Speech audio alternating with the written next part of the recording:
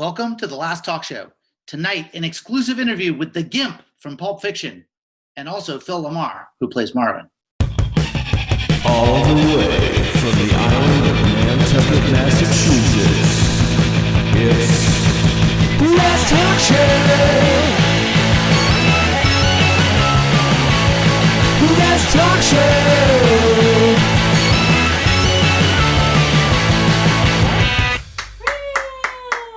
You know, you've done a lot of stuff. I was looking at your resume, from Samurai Jack to Mad TV to Futurama.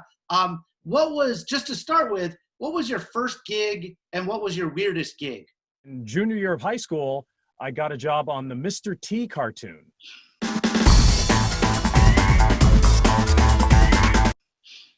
I just thought of it as a summer job. Any advice or lessons you took away from working with Mr. T? We did the cartoon for 3 seasons and never met Mr. T once. And to this day, 40 years later, I've still never met Mr. T. Well, Phil, we have a surprise for you. T, get in here.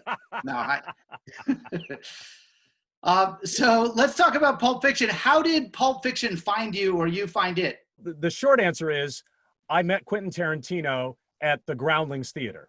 We did an improv show together one night. He was the celebrity guest and I was in the cast. But the reason he was there is because when he was doing Reservoir Dogs, Harvey Keitel hosted Saturday Night Live, and Quentin went with him to the taping and met Julia Sweeney. And both of them being sort of like nerds about film and music and stuff, they became really close friends. And to the point that the rumor is that Quentin did an uncredited rewrite on the screenplay of It's Pat.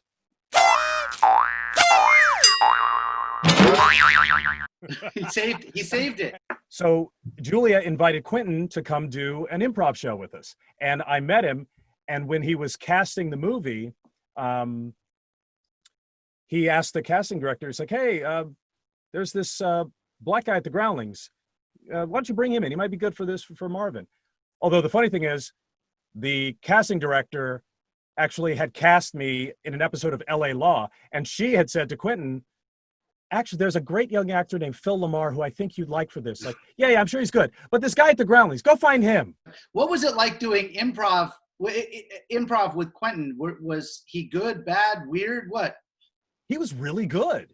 Because, that we do the show where it's one celebrity guest and a group of Groundlings. And usually our job is to keep them from embarrassing themselves. Right. Because a lot of the celebrity guests don't have an improv background or anything. But he was totally game, fully committed, funny. He's got an intensity and an incredible amount of energy. I was like, that's either really interesting or overpowering. Who knows? Well, that's the part that was, getting to know him later, that was the part that was interesting. It's like, because in a, conversation about film, you'll never get a word in edgewise. But on stage, Quentin had a really nice give and take, which is really more in line with how he was as a director on set. He listens, he watches, he takes things in. When he's, being Quentin, he's just talking. But when he is, being a director or I guess an improviser, he's in it. You get the script, you're like, oh, I'm going to be Marvin. You're reading along. You make it through miraculously. Your character is the one survivor in the massacre in the apartment scene. And now you're with the guys in the car, John Travolta and Samuel Jackson, and you're like, maybe somewhere in your mind, you're like, oh, this movie just took a good turn. And then suddenly it takes a really bad turn. How did you figure out what you were doing? Where did you read a script like that? Or I auditioned with the burger scene, reading the Sam Jackson Jules part to Quentin reading the Brett part. And I got to tell you, there is nothing that makes you feel like an Oscar level actor more than doing that scene or, a scene that good. Yeah. It was interesting because as I'm preparing for the audition, normally you're just reading through and you're just trying to find the beats. And so after reading through it 3 times, I realized, oh my God, I'm off book. I've got this memorized. I don't even need the script. And to me, that's the level of writing in Pulp Fiction is, even though it's not real life, in any stretch of imagination. It's, fantastical in every conceivable way, but the feeling of it tracks. Every line out of anybody's mouth feels like exactly the thing that character would say at that moment. Yeah. And that's what makes a script easy to memorize. When you don't have to go, I'm remembering the letters on the page in order to, you just get into character and it's like, say what again? What? Say what again? What? I said, it flows like water. Right. And by the time I got cast and got the full script, I wasn't focused on my character. I was just reading it. You're just like diving into it, That's like the mythology about it is everyone who got it was just like, oh, I'm in. I don't care. I'll do anything. Almost 30 years later, it is about the best set I've ever been on. It was certainly the best at the time and for decades since. But I think part of it was what you just described, Donick, that idea that everybody who read this went, whoa, I want to be part of this. Now, imagine a set where every morning, every single person is excited to be there. Yeah. It's a great place to work. So it's crazy to read Samuel Jackson's part first. Was there any part of you being on set going like, he's doing an okay job with it, but... Actually, because I guess they didn't tell me which part I was reading for. They just want you to read for, and since Marvin had very few lines, they weren't going to just have me read 5 lines. We did the scene. I did the scene, and I felt so good. I thought I was actually being considered for Jules. At what point do you find out, oh, my head's about to get blown off? I knew as soon as I read the script that I died. And what I did first was I called a friend of mine from college who was a neurosurgeon and, who had done his residency at County USC, which is basically, being a medic in Vietnam. And I was like, dude, you've probably dealt with a lot of gunshot wounds. Talk me through it. Oh, because originally my character, and you might know this, gets shot twice. No, I didn't know that. Once in the throat, and then, the accidental shot, and he's sitting there gurgling and bleeding while they have some more banter back. Hey, what'd you do that for? It's like, hey, the gun went off. Oh, what are we going to do with him? Oh, we can't take him to a hospital. All right. On the count of 3, I'll hit the horn and you put him out of his misery. All right. 1, 2, 3. And then they get splattered with brain matter, and the scene continues on as it is in the film. But it was actually John Travolta after we had done rehearsal, because it was low budget. It was $8 million budget, and it was a lot to shoot. Quentin did several weeks of rehearsals on a soundstage before we shot so that everything could move efficiently. And that's when I first met Sam Jackson and John Travolta. And apparently after we met, John was like, oh man, I got to kill him? The audience is going to hate me. He actually talked to Quentin about the fact that if I shoot him by accident, that's fine. But on the second shot, when I'm putting him out of his misery, I'm doing it on purpose. And he convinced him that he needed to change it so that there was just one accidental shot so that it didn't negatively impact the audience's feeling for Vincent. It's a great note. Travolta comes through. Right? And it's funny because at that point he was about, 3-4 deep in talking baby movies. Right. So we had forgotten how big he was. Yeah. And I realized, watching him and working with him that, oh, that's not an accident. This man has an intrinsic understanding of his relationship with an audience, with the camera. You don't become a movie star of that magnitude just, whoops, I tripped into it. Yeah. He knew something. I took what is now my wife on one of our first dates, and it was like this screening of some movie, and we were like, oh, let's check this out. And it, of course, blew our minds, as it did yours in the movie. But one of the geniuses I thought of Quentin was using Travolta at the time, who we'd all kind of forgotten about. And you had all this nostalgia and excitement about seeing him do something cool again that also elevated that character. So it was like infused with the power of all these characters. Quentin being, film history buff and knowing everything, he is, I think, in some way really well attuned to the power of stardom and used it in a really cool way there. So one of the treats I would imagine was you're now rehearsing this scene with the Ezekiel speech, right? And Yeah. Sam Jackson, I'm curious, how many times did you shoot it? How many times did he run it? And you're pretty much there to react. How many times did you have to shoot reactions to that? Being on set, watching Sam do that scene was basically graduate school. You know, I have one line in the apartment scene where I try to tell him where the briefcase is. And he turns and says, I don't remember asking you a goddamn thing. Right. And then goes back to, you know, torturing Brett. That's the way we rehearsed it. While we're rolling, he turns, says the line to me, and then doesn't turn back to Frank. He starts saying his line to Frank, but he's still staring at me. And I got actually frightened. Yeah. I mean, in my head, I'm still me, and I'm like, why is Sam still looking at me? What, did I do something wrong? Why is he mad? What? So the fear on my face in that coverage is real. I assume he showed up, had it down. It wasn't like line. The amazing thing was the effortlessness of it. I mean, he'd be, you know, standing there in that wig and that outfit, talking about, you know, golf. You know, he was going golfing that weekend, or, you know, talking about the kids or whatever. And then when they said, all right, we're ready to go, and he walked on set, it was like a light switch, Donick, going off.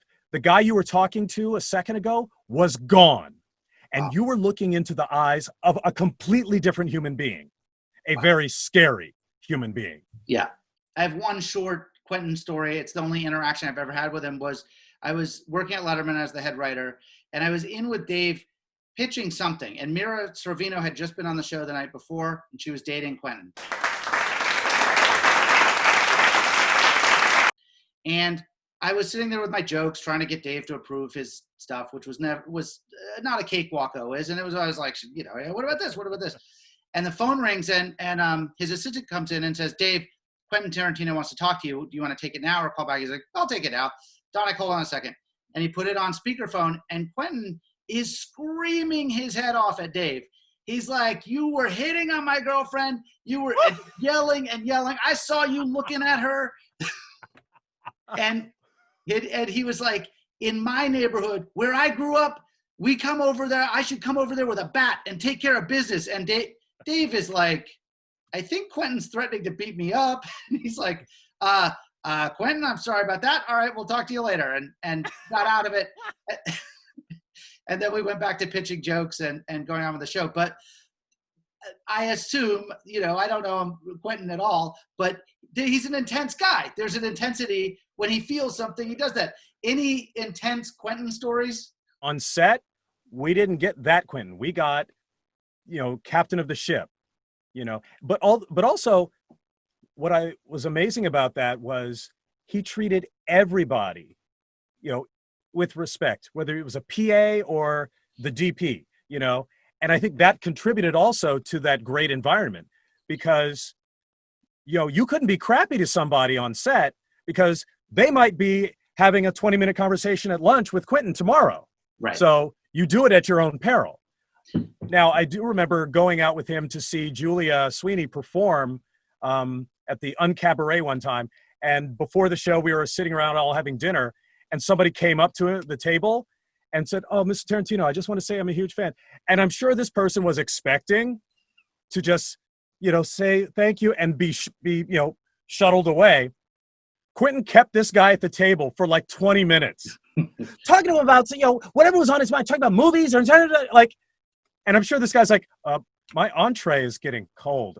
I'll just throw this out. I don't know if there's any cookies, Easter eggs, you know, behind the scenes stuff in the movie that we should be looking for as we watch it. There's one that I can think of, although it's not so much an Easter egg, but this will give you an interesting take on it.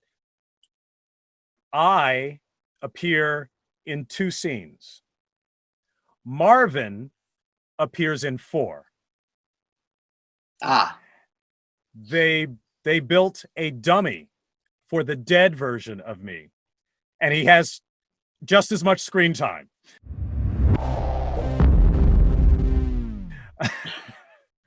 So just from the neck down, I assume. No, a full body. Oh, Because at one point, they have to transport the body, and it's the thing that breaks my heart the most is Marvin got to work with Harvey Keitel, but I didn't, because there's one shot where they're holding the body when Jimmy's wife walks in, and the body was not me.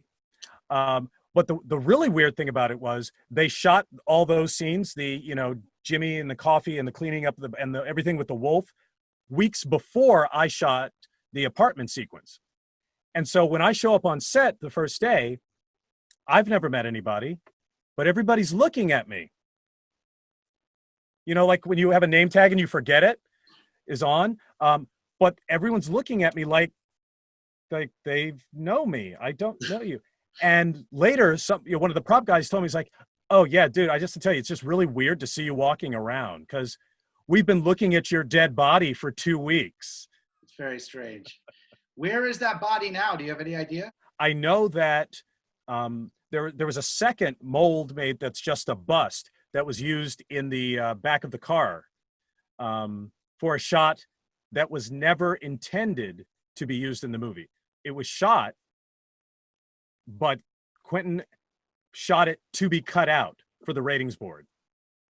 And it's an actual shot from inside the car of my character taking a bullet in the head and splattering brains and chunks all over the inside of the back window of the car. This movie changed a lot of stuff. It was an indie film, it was an art film, it was hyper violent, it was funny, and suddenly it made a lot of money. It kind of changed everybody's way of looking at movies. I've read it over and over again, and I'm already in love with it. And I watched it and was just like, oh my God, that's amazing. Although I do have to say, honestly, when I walked out of the screening, I'm like, I still like Reservoir Dogs better.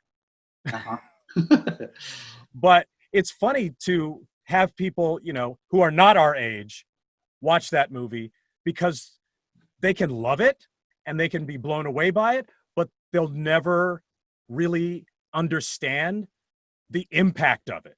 Right. How movies were one way before that summer and another way after.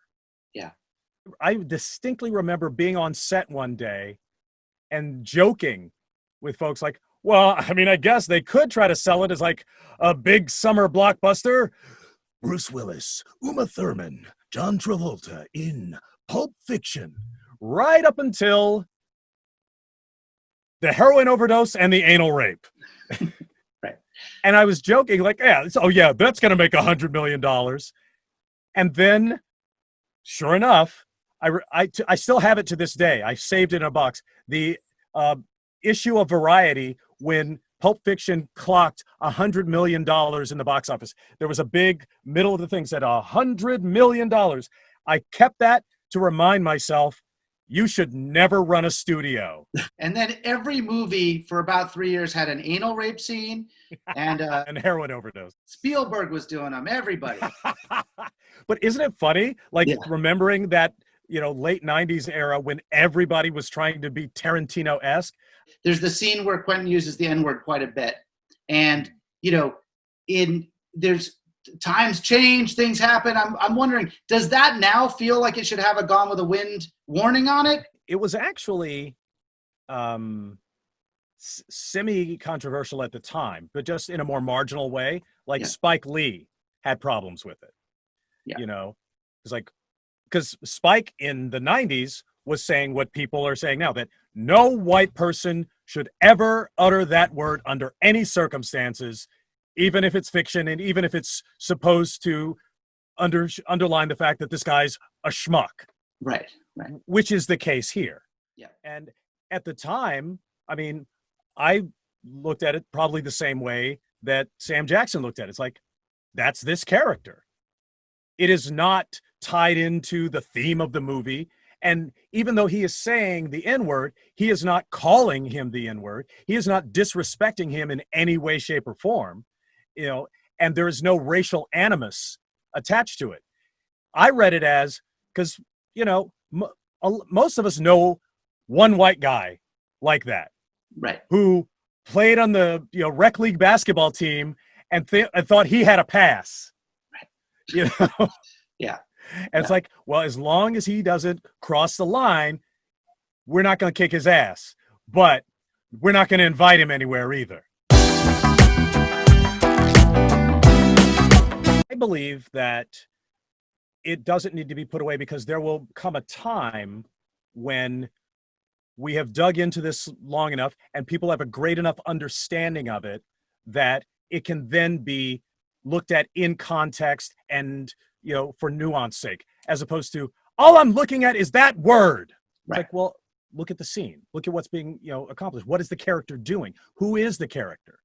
I think the answer too is that these things exist. They're part of our culture and they're worth talking about. Like this is, that's the mistake, is to pretend they never happened and just go like, we were never racist. We were cool. We were always cool. Right. Right. Because that's the thing. If you erase this stuff, then you can't deal with it. Much like, you know, the show Watchmen brought up the Tulsa Massacre, which had been almost completely erased from history. Yeah. You know, it wasn't even something we learned as black kids, along with, you know, George Washington Carver and the Tuskegee Airmen, stuff that wasn't mainstream history. That was gone, erased. And so nobody could deal with the fact that there was this, you know, this thing that is part of our culture that is still in us. Yeah. But you know, in order to get rid of it, we have to, you know, acknowledge it. You have to admit you have a problem before you can deal with the problem, right? Exactly. And so, had he made Bruce Willis's character say the N-word over and over again, then we'd be having a different conversation. It's like, oh, that's your hero. Yeah. That's the guy we're supposed to be looking up to. And he just feels free to, you know, that would be a different conversation. And then we'd have to look at the movie in a very different way, because it would be doing something different. Speaking of the Gimp, so I know Steve a little bit. He agreed to an interview, but he does not have Zoom. So I'm going to call him and do a quick interview on the phone, and then try to put that into this somehow. Do you have any questions for Steve, or things I should ask Steve? Ask Steve about the improv show, because Steve is a big part of that as well. And actually, was he in the show? I can't remember if he was in, but I know he was there, because Steve was a writer on SNL and still married to Julia when she met Quentin. So Quentin and Harvey, Julia and Steve were just like this little clan for a while. Yeah. So he will probably know more than anyone how so many groundlings wound up in Pulp Fiction, because it's not just me. It's Kathy Griffin, Karen Mariyama, you know, and of course Julia, right? You know, as Raquel in the junkyard.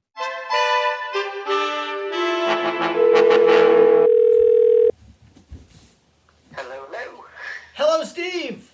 Hello, Donick. How are you, buddy? It's great to hear your voice. This is the first ever Last Talk Show phone interview in the business. It's known as a phoner. I'm sure you know that. Indeed, I'm big on the phoners. We talked to Phil Lamarr a little bit about his experiences in the movie, and he talked a little bit. He said we should ask you about doing improv with Tarantino and how this part came about for you. Oh, well, sure. Nice segue. At the time, I met Quentin when my ex-wife, Julia Sweeney, was at SNL, and he and I became friends with, you know, this shared love of movies, popular culture, and all that stuff. So he gave me a copy of the script to read when it was in pre-production, and you could tell just from the script it was amazing, and it was going to be an amazing movie.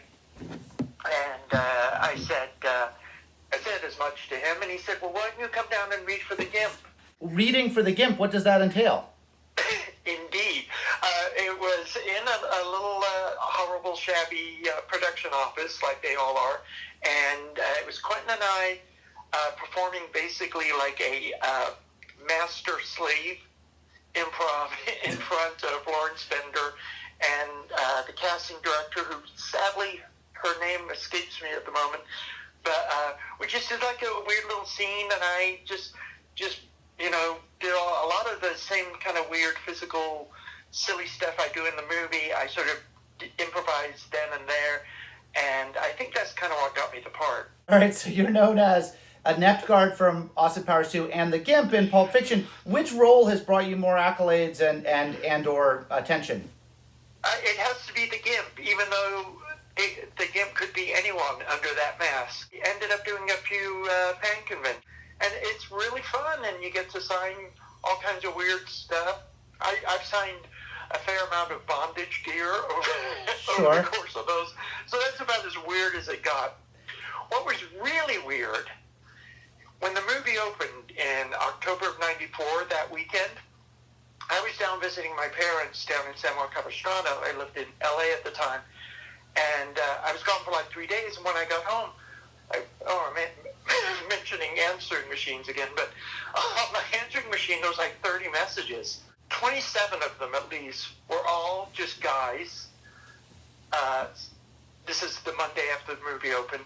These guys just sort of saying, yeah, I really enjoyed your performance in Pulp Fiction. I was wondering if you'd like to get together for some coffee or something. How much of the role do you do method? Do you try on the suit beforehand? Do you spend a month in this? How do your friends and family deal with you? You know what? I credit, even though it's all, comedy and ha-ha, I really do credit my improv training at the Groundlings, which led to a lot of my writing jobs as well as the occasional acting job, where you just commit. Yeah. Whatever's going on, you just commit to the moment, you listen. It's funny you mentioned the outfit. Apparently that was a rental. Oh my God. Grossly enough, from the Pleasure Chest in West Hollywood. So yeah. It's been years now, so I don't know if it's still available. But one thing that was sort of odd that makes you think, the costume gal on Pulp Fiction apparently had worked on Magnum PI, because she mentioned that I had the exact same build and measurements as Tom Selleck, which was I took as a compliment. I mean, Tom Selleck back in the day was kind of a He-Man.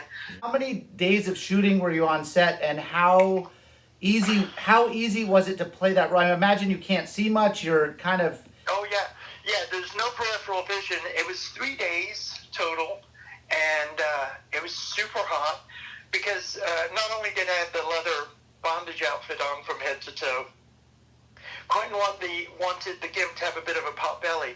So I was also wearing a little bit of a fat suit. Oh, my God. So it was really... I'll spare you the details, but I think I lost like 10 pounds over those 3 days just from sweating. Yeah. And so you're friends with Quentin. I know, he seems like he's an intense person in person, and then when he's directing, he's very focused and giving and wonderful. What was... Yeah, really cool guy. He's the life of the party. I mean, he has an opinion on everything. But when he's directing, he becomes very kind of, not to sound like a hippie, but kind of zen-like. Like he'll give you direction and sort of whisper in your ear so no one else can hear it. Yeah. Like we're having like a little private conversation. I'll just throw this out because I like the way it sounds, but any Gimp tips?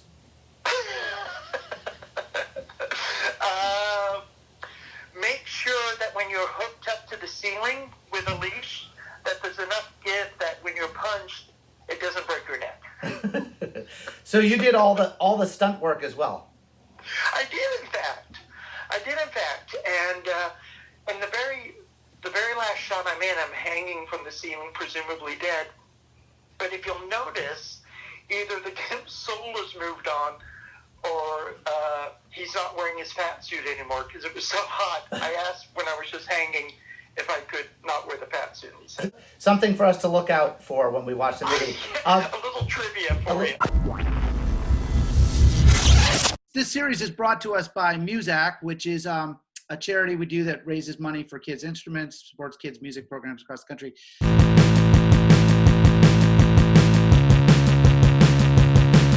Come on, guys, help the kids out. Go to musack.org. No, that's the way you spell it. Do you have any tips for kids? One thing I will say, if you find this sort of, either writing or acting or improvising or, whatever, any sort of creative realm, if you find that enjoyable and invigorating and it powers you, then it's worth considering. But the thing to remember is that's why you have to want to do it, is because the act of doing it fills you with something, and not because of what you perceive as the rewards. Like, oh, I'm going to take an acting class so I can be famous. It's like that, for most people, doesn't happen. And so you're setting yourself up for failure statistically, but also you're setting yourself up for emptiness. Yeah. Because it won't give you what you need to get through the bumps and hurdles and the uncertainty of it. But when you love it, that gets you through the tough times. I'm going to, Phil, give you the last talk show lightning round.